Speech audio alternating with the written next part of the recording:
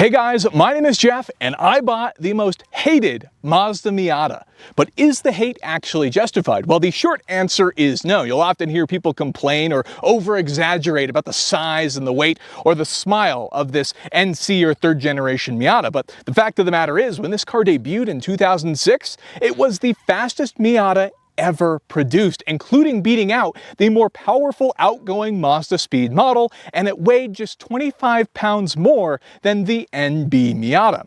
On top of that, it featured improved chassis stiffening, it had better brakes and stopped in shorter distances, and it had more cabin room as well to fit taller passengers, all while accommodating newer safety features. And as if that isn't enough, as an owner, I can tell you it's the most fun you can have with your pants on. So first, a little bit of background. The NC Miata was quite the departure from what customers had known about their first and second gen Miatas, which were essentially the same car, first developed in the 1980s and given various cosmetics and updates over time. The NC was going to be developed on the RX-8 rotary sports car platform, which meant that it was going to be a little bit bigger and a little bit heavier. But Mazda engineers didn't like that, so the only thing the NC actually shares with the RX-8 is the subframe and the mounting hardpoints. In fact, they put out a lot of effort to lighten the car where possible and add plenty of chassis stiffness to make sure the NC was a true Miata.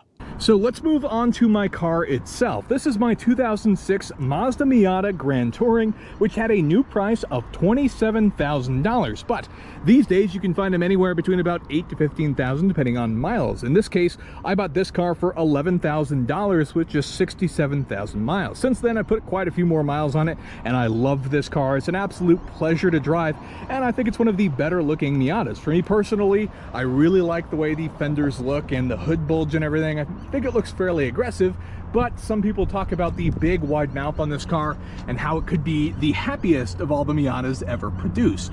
Now in this particular case, this car does have some cool options. It does have the sport tuned suspension and the Bilstein dampeners, and of course we also have the limited slip differential, which is all great things in terms of driving.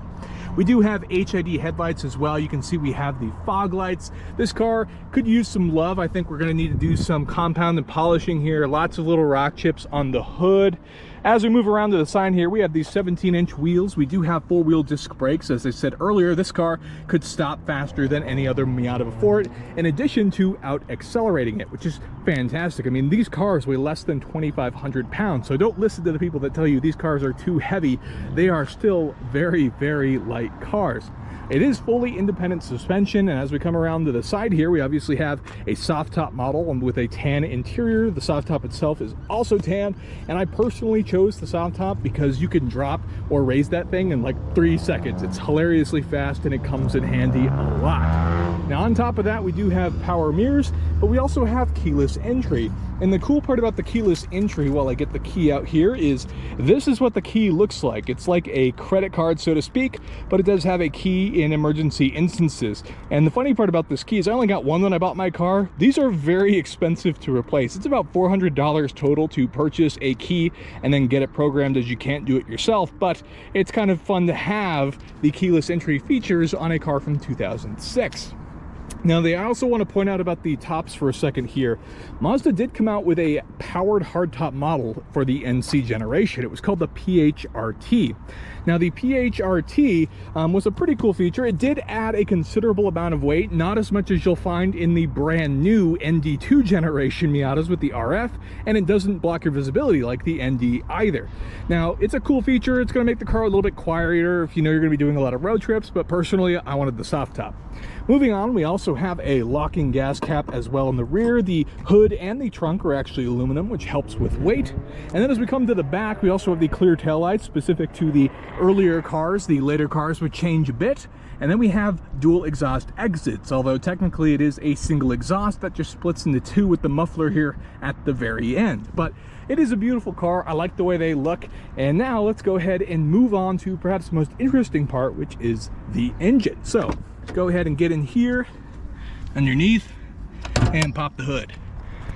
So let's go ahead and take a look at this lightweight powertrain that made this car the fastest Miata when it was new. So if we go ahead and pop the hood there, we have a naturally aspirated 2-liter 4-cylinder engine. You can see it's even a 16 valve, and technically it has VTEC so to speak. So that's a fantastic thing, or variable valve timing in terms of the overall performance. It's good for 170 horsepower and 140 pound-feet of torque, which, given that this car weighed less than 2,500 pounds, this thing would run 0 to 60 in just 6.5 seconds, which is absolutely incredible. I love how fast this car is in terms of the overall performance. And the other cool part is the fact that 90% of your torque is available above 2,500 RPM, which means this car is going to pull all the time. And let me tell you, with how quick revving this engine is, it doesn't take very long to get above 2,500 RPM. But fairly simple engine. One thing I will point out is the fact that this piece right here, the engine coolant reservoir, this is a known problem part. It's already been replaced on this car. I have the receipts for it, but they do make a metal aftermarket version that I think is going to have to go in, because this already looks like it's starting to yellow a little bit. So we don't want that to explode on us, and that's definitely something to keep an eye on when you might be purchasing one for yourself. So go ahead and drop that down. I'll reiterate that this car also has the RX-8 sway bars underneath on the stabilizer bars, which have been swapped out. They're a bit thicker from the RX-8 to stiffen up this car, and it is very stiff, I might add. It looks like the headlights need to be finished up a bit, but whatever. All stuff that we can do pretty easily, with the exception that the headlights are actually behind the front bumper. Moving on to the interior, we have our tan interior, which this is fairly basic, no frills, but the cool part about the early cars is we actually have 4 cup holders. So there are 2 in the center, which kind of get in the way of the shifter. And then we have 1 in each door, which is fantastic. I like that this car has all 4 cup holders. That's more than the current Miata, so it makes it a bit more practical in my opinion. As we move on here, we can go ahead and hop in, and you can see that we do in fact have a 6-speed anti-theft device in this car, also known as a 6-speed manual transmission. It's a close ratio gearbox, and it feels absolutely fantastic to use. I love everything about this gearbox. On top of that, we do have analog gauges, which all look pretty good. You can see our high revving engine there, which looks great. This car is also fantastic on fuel economy, I might add. I generally track my mileage, as you can see down there, and I believe the EPA rating is about 24 miles per gallon city, 30 miles per gallon highway. I've never dropped below that while driving this car.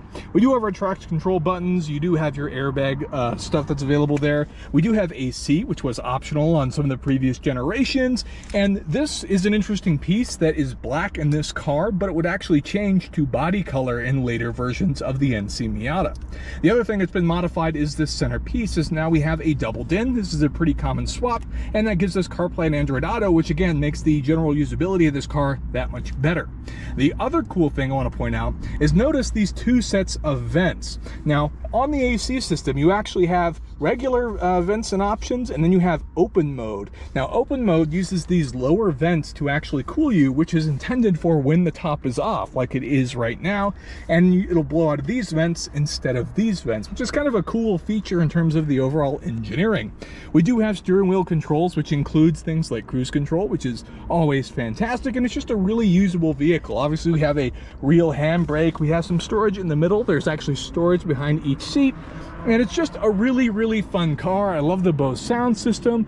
The NC Miata is by far to me one of the best value cars you could buy right now. Hey, so what's it like to drive the NC Miata? Well, it's a fantastic experience because you have this great short shifter paired with a very revvy engine that has 90% of its torque available above 2,500 RPM, which is a great experience.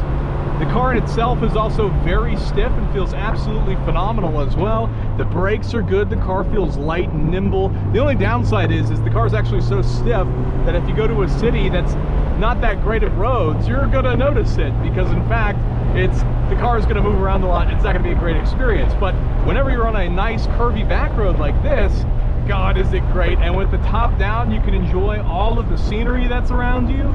It's just a really nice experience. You know, I generally enjoy everything that this car has to offer, and I think everybody should own not just an NC, but a Miata of some point. Hence the thing, Miata is always the answer. Really, the only counter argument to that is maybe you buy a Corvette instead, because for the bang for the buck, there's nothing faster than a Corvette. So that's a pretty great experience. But there you have it, a quick look at driving the NC Miata.